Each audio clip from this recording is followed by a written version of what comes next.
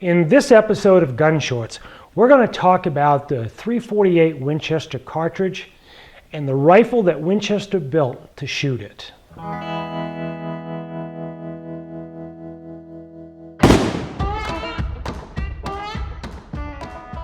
Before we get started, I want to tell all of you how much I appreciate you watching my videos, subscribing to the channels, giving me the likes, the comments. It's all helping to grow the channel.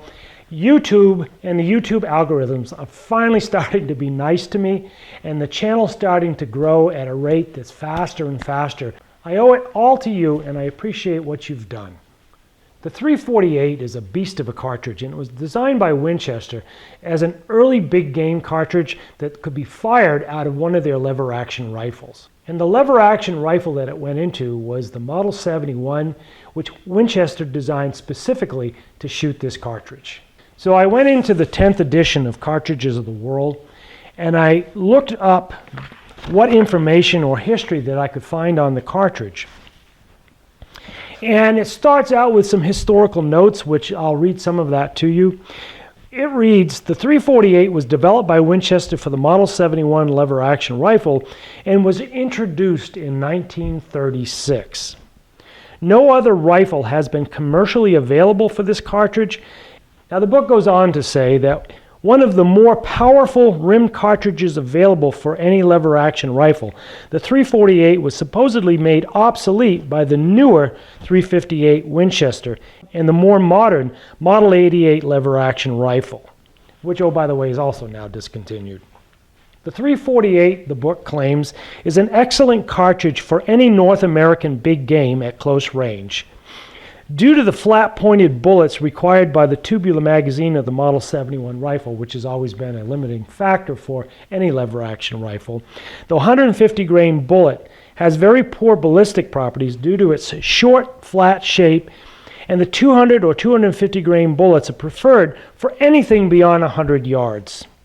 So I went looking for some reloading data on the cartridge. I wanted to sort of get some ballistics or some idea about how fast you could push this bullet. But I couldn't find any information in my newer reloading manual, so I had to go back down to Roadies and look at some of their older reloading books, some of the older reloading tables that literally go back to the early 60s in order to find the information I was looking for. And here is the Lyman Reloader's Handbook. And the date on this one, the publication date on this one, I think is 1960, so it sort of gives you an idea how far back I had to go to get some of this info. And what's sort of interesting about this, this is a big cartridge, it's a big bullet, even though it has that flat nose so that you can load it into the tubular magazine. I found that with a 150 grain bullet, you could actually push this thing close to 3,000 feet per second, which for this cartridge is really pretty fast. So it comes in at 2815 when you used 4350 powder. With the 250 grain bullet, you could push this thing probably to a max of around 2130 or 2150. 2150 comes using 4064 powder. Either way, that's not hay. That's really a pretty good speed for a bullet of that size with the poor ballistic coefficient that it has. And then I pull out a newer version of the Lyman Handbook, which was published in 1970. And the amount of information that they give is somewhat reduced from the 60 version to the 1970 version. They don't even show the lighter 150 grain bullets anymore. And when you look at the 255 grain bullet, you can push that probably around 2200 feet per second, and with the 187 grain, which you were able to get, you can push that up to about 2338. Again, that's pretty reasonable performance for a bullet of that size without any kind of a conical tip on it or just a flat tip on it. One of the things that they talk about in the books is that it's actually a great brush cartridge. If you were to use this cartridge in a hunting scenario where you were in brush or heavy overgrowth, the theory is that this larger bullet, traveling at that slower speed, is going to buck that brush and get to the target ultimately. So let's clean all this stuff up, and then I'm going to bring and put on the table a deluxe version of the Model 71.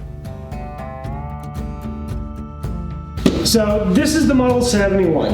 This is a stunning, beautiful rifle.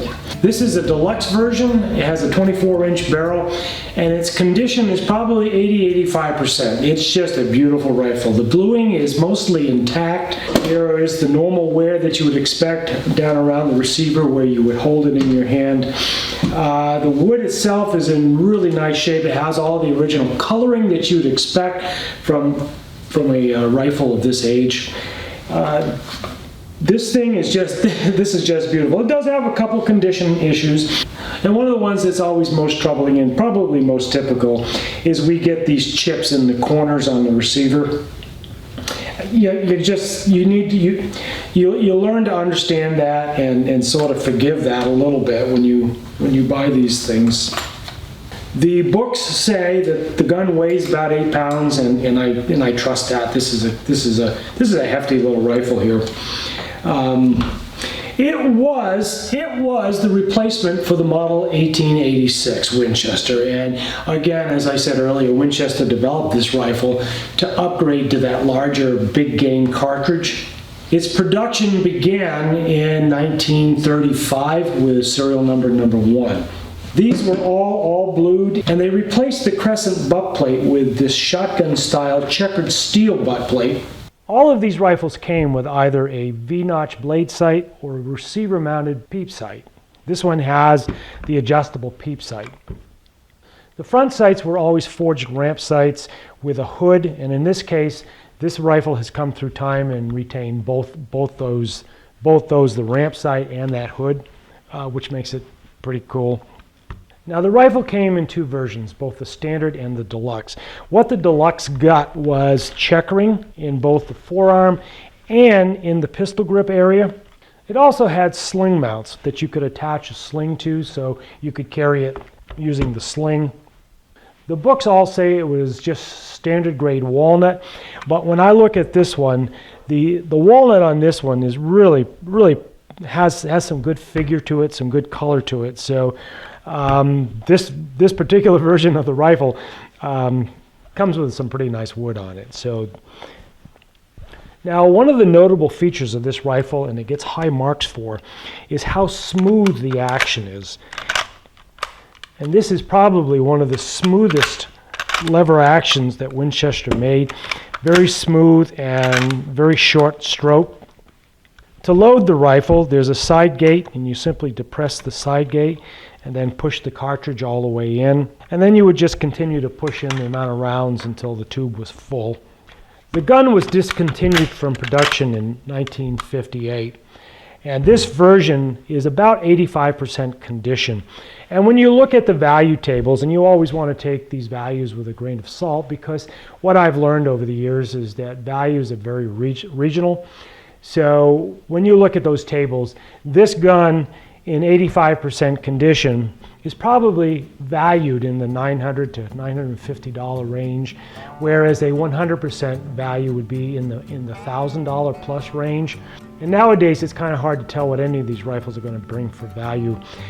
The Winchester lever action market is, I wouldn't call it depressed, but I would certainly say it's not as robust as it was 10 or 12 years ago, as some of these older collectors are beginning to age out.